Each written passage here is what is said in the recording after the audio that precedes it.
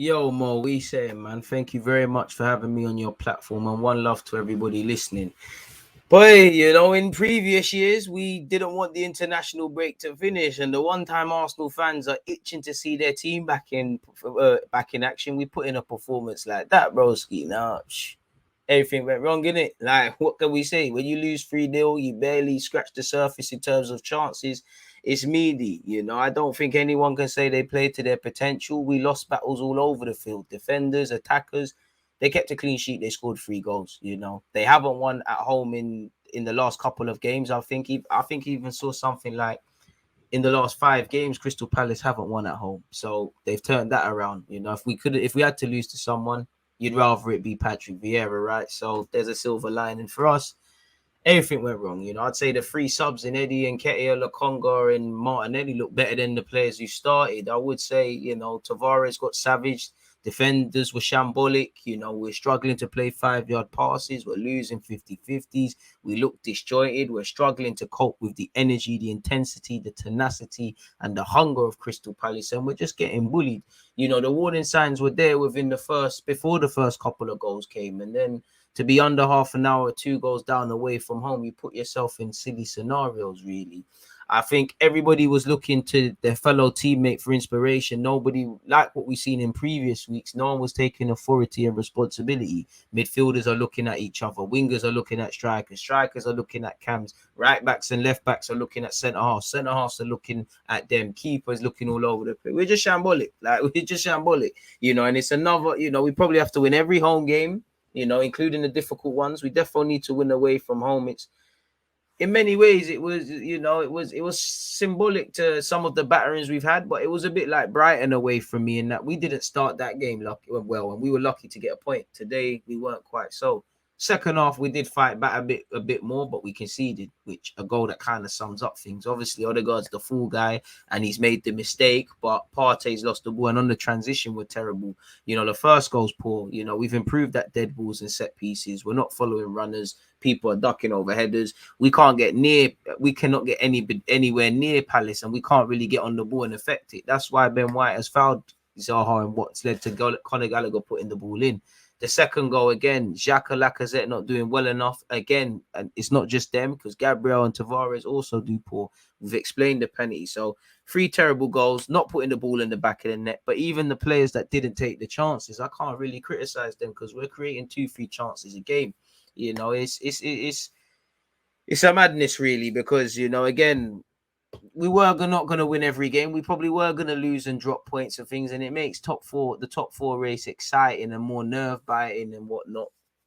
But it's disappointing considering what happened with Chelsea in third, seeing obviously Spurs and West Ham win, seeing obviously United draw, and keep in perspective, we're still in the mix. We still have a 3 points gap on other teams, but as you saw today, games in hand have to correlate to 3 points, and it's a bitter pill to swallow. We need to take all frustrations out on Brighton. It's as simple as that, really, and claim 3 points. We was anonymous. Odegaard and Lacazette in particular disappointed me. Saka was anonymous. Midfield, Partey was doing all right in the first half, and I say all right in comparison to some of his teammates playing slightly poorer. Fell off a cliff in the second half. I'm a big fan of Gabriel and Ben White, but it's a myth. Tavares, as poor as he was, he's thrown to the wolves. I think he's shown this against Liverpool, against Nottingham Forest, against and obviously today, and United, that away from home, he's not someone you can rely on. We haven't got anyone else. Could Arteta have went with a back three? Does Arteta maybe have to find a solution or an alternative to Lacazette through the middle? Did we kind of kill anything with, Saka and Martinelli swapping? I don't know. I think a lot of, we made our bed in January, in the sense of we haven't got that 8 in midfield that can make things happen. We ain't got a striker that can make things happen. We ain't really got depth on the bench. Like, again, this was the worst case scenario, needing people to come off the bench. Realistically, there's only Martinelli. I know Nketiah came on and hit the crossbar, but realistically, I don't think many Arsenal fans expected anything much from him. And I would think that, like I said, there were similarities with the Brighton game, in that we didn't start well, and the only luxury of that is that we won. I think there were similarities in the Liverpool game at home recently, beyond the obvious, in that goals change games, right? There was a chance to score 2 goals in the second half. We didn't take our chances. Like I said, we ain't got the actual goal scorers, but they could have changed the game for us. They didn't. Ultimately, we conceded a third. So a lot of we kind of made our bed in January in it with whatnot, and the time to speak about it is in May. We're still in a fight. We're still, a bit of pill to swallow. Spurs are in the direct driving seat. We've been on cloud nine as Arsenal fans. For those that thought everything was a far gone conclusion, there's, it's not. So we're gonna have to go again. It's as simple as that, man. Away from that, what are you gonna say? Like, it was terrible, back to the drawing board. The good thing is we haven't got too far to travel. We need to get back on it. Can't feel sorry for ourselves because the games aren't. We've got 9 games left. It's a shootout. Other people are gonna drop points, but we need to get back on to taking advantage of them. And we can't feel sorry for ourselves because reality is we've got some difficult games, isn't it? You lot already know if you don't quickly Google Arsenal's fixtures. So Spurs seem to be in the driver's seat, favourable run of fixtures, moving to pole position, got players who seem to be in better form. Obviously, what makes our task harder is not just this game, but you're kind of nervous on what's going on with Tierney and Partey. As you know, Mo, massive Tierney fan. But